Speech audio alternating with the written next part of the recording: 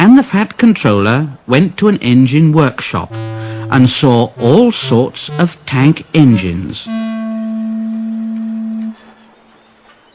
At last, he saw a smart little green engine. Yes. I think so. That's the one. I say there, if I choose you, will you work hard?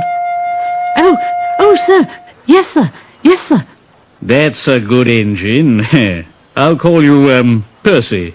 Yes, Percy. Do you like that, Percy?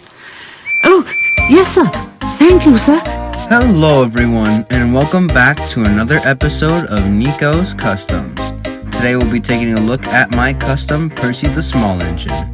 Now you might have seen this Percy model from my Toby video that I did, and you might also be wondering why this one looks different to the old one.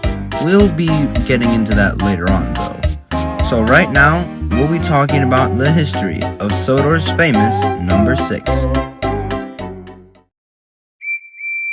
Percy is a 040 saddle tank engine built by the Avonside Engine Company with components of Hunslet and other builders. Now, not much is known about when Percy was built or what railway it could have come from, so there's not really much to talk about there. But anyways, when the 3 big engines had gone on strike and Edward had to work in the yards, the Fat Controller headed to an engine workshop far away on the mainland. He soon found a green small saddle tank engine, which he named Percy. He soon bought the engine, and Edward soon taught Percy what to do. But once Duck arrived to the railway to take over as station pilot, Percy would join the Farquhar fleet and run trains alongside Thomas and Toby on the branch line. Thomas and Percy would eventually become friends, but from time to time would get into a few arguments, but would always make amends in the end, like all good friends do. Alright, let's talk about the model. The Percy model that I use is the Trackmaster 2 Percy, and when I first got Percy, I painted him completely green, and I was planning on turning him into a Railway Series model, kind of like my Henry at the time, but never got around to doing it. Then one day, I decided to try and finish Percy, so I repainted him in a brand new green, gave him working pistons, added some lining and a couple little details, and he was complete. But to be honest, this Percy was not the best. The paintwork was very sloppy, and honestly, I did not like how it turned out after a while. Soon afterwards, when I started upgrading all my engines, I decided to give Percy some updates, and so I gave him another fresh new coat of green, touched up on little details, trying my best to make it as neat as possible, fixed up his mixed color green piston, and finally, Percy was done. He even sported a paper face. But after a while, I decided to update Percy one last final time. And so, I decided to get another Trackmaster Percy and then start by touching up little details here and there, and giving him a brand new face. And soon, Percy was done. Like always, we'll start with the front of the engine. The buffers have been painted black along with the coupling.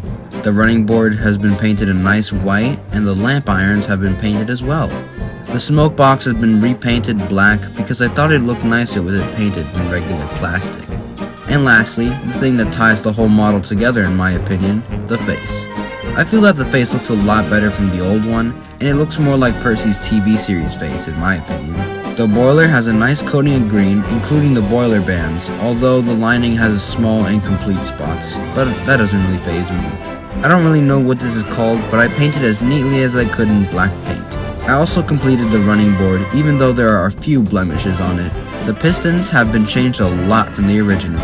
I decided to keep the original pistons because I just liked the style of it, and the custom piston would get jammed while running sometimes, especially on points. The side rods have also been given that paint touch-ups that I always do for all my engines, and like I said, I still enjoy how the pistons look in that classic style. For the gold dome on top of the boiler, I kept it as it is, even though it's only painted on the top. I left it like that because I didn't want to risk messing it up by painting over it. I painted on the cab windows, with one being a little bit messy, which I'll probably fix in the future. The whistle and safety valve have been painted on as well, and I think they turned out really nice. For the cab, I just left it as it is, since there wasn't really much to do, but as you can see there are these little black splotches on him. I don't really mind it, as I see them as coal dust markings, And Percy is an industrial tank engine after all, so I'm pretty much fine with it. Although on the other side, Percy strangely doesn't have these marks. Lastly, for the back of Percy, nothing really much was done. All I really did was just paint the buffers black, and that was basically it. Alright now, time to give this little green guy a test run.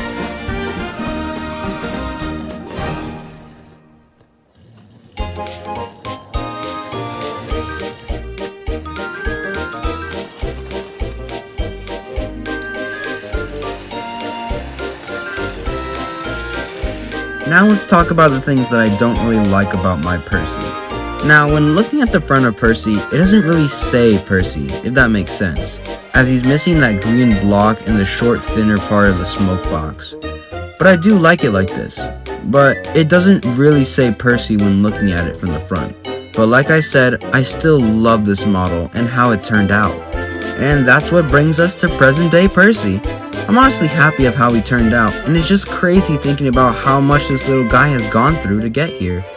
As always, please like and subscribe, and I'll see you guys in the next episode of NIKO'S Customs.